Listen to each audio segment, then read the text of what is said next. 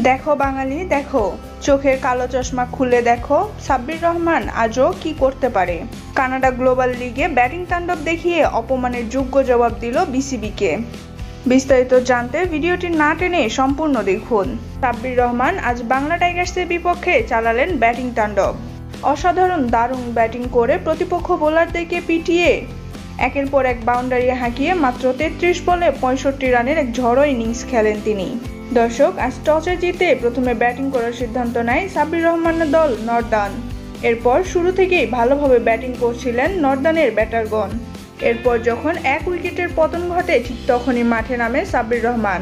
আর মাঠে নেমে সে আগের ভয়ঙ্কর রূপে একের পর এক 4 ছক্কার ফুলঝুরি ছড়ালেন।